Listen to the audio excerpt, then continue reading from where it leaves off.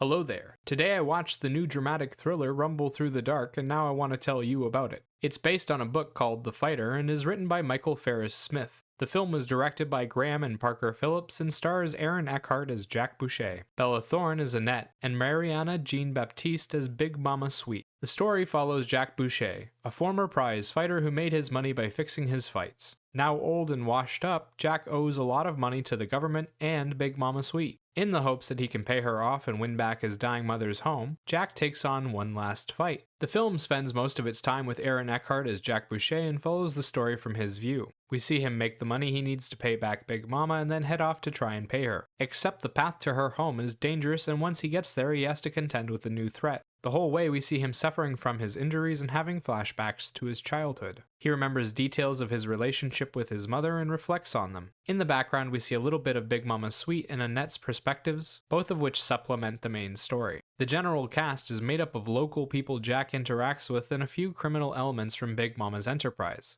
There is also a group of carnies that show up and play a small part in the story. Aaron Eckhart plays a punch-drunk man who suffers from constant tinnitus and headaches. He's regretful of the way he's lived his life and wants to make amends for failing to take care of his mother's property. Jack is a tragic character facing an impossible journey. Bella Thorne plays Annette, a carnival stripper who ends up getting involved with Jack while looking for the father she never met. She's a good person who sees the bad in other people and calls it out. Mariana Jean-Baptiste plays Big Mama Sweet, the local crime boss and the one holding all the cards. She's an old acquaintance of Jack's and will do anything to get her money back from him. The story takes place in rural Mississippi, and the visual journey involves cornfields, dive bars, and a couple of houses out in the countryside. Jack moves about, reminiscing about his life while heading to Big Mama's. It's dark and gritty and tends to use highly dramatic low lighting. The fights are fast-paced with lots of quick edits and a bunch of different angles. Sound-wise, the film makes use of a few original country and rock songs as well as instrumentals made up of strings sections. The original songs are used to build out the atmosphere of the different locations he visits, and the instrumentals are used for the emotional aspects of the story. Okay, now that we've described it, let's talk about how they did. The story is incredibly simple and cliché, but it does emotion well. They gave Jack some good motivation and a backstory that makes you sympathize with him and his plight. They didn't flesh out any of the other characters or their stories, but they did a good job with Jack. You feel the weight of each of his fights and you should want him to win. That said, there are big lulls in this film between the fights. The random flashbacks to the past that Jack experiences are good at showing his love for his mother, but not much else. They spend a lot of time on them and on scenes of Jack putting himself down in private. I get the point of these scenes, but they just felt repetitive and overdone. The story with Annette also feels forced. It takes a huge amount of coincidence for him to meet her, and they don't really address any of the things between them. She's a MacGuffin who appears to push the story forward and give him a way out. When it came to dialogue, the film felt a little heavy-handed with the religious elements, especially the scene where they start talking about angels. That conversation wasn't convincing at all, and the feeling reoccurs whenever they start talking about destiny. The general cast does a fantastic job of creating the kind of down-and-out atmosphere that the story calls for. They all look and sound like country folk, and there's a lot of shady characters around. There are also a few standout performances.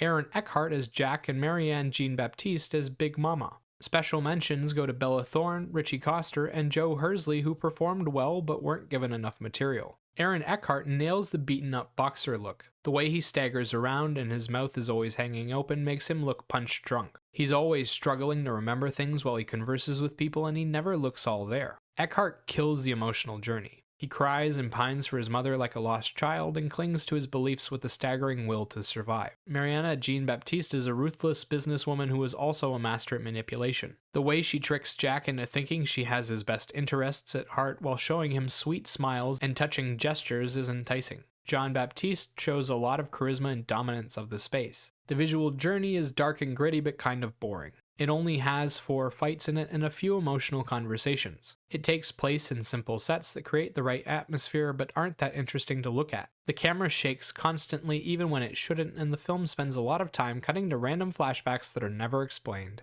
There are also a few consistency problems. The fights, on the other hand, are quite well done. They have a lot of impact and weight to them, and it feels like Jack could lose at any time. They aren't just simple slugfests either. Every fight sees Jack use his speed and timing to pull off some cool combos. Sound-wise, the journey is supported quite well. The original songs create this fantastic southern atmosphere for the film to take place in, and they set up each of the locations with them. The instrumentals also support the story in a heavy-handed way that brings out a lot of emotion. They used tracks that had a country twang to them and a lot of string instruments to help give it that folksy kind of vibe. Both aspects work well with the film's setting and manage to dial the quality up to the next level. Overall, Rumble in the Dark isn't trying anything new, but it does the basics well and features great performances from Aaron Eckhart and Mariana Jean-Baptiste. The visual journey is a bit monotone, but the fights are great and the soundtrack supports it well. For a rating, I'd give the film a 7 out of 10. Remember, these are just my thoughts on the film. Let me know what you think in the comment section below. Bye-bye!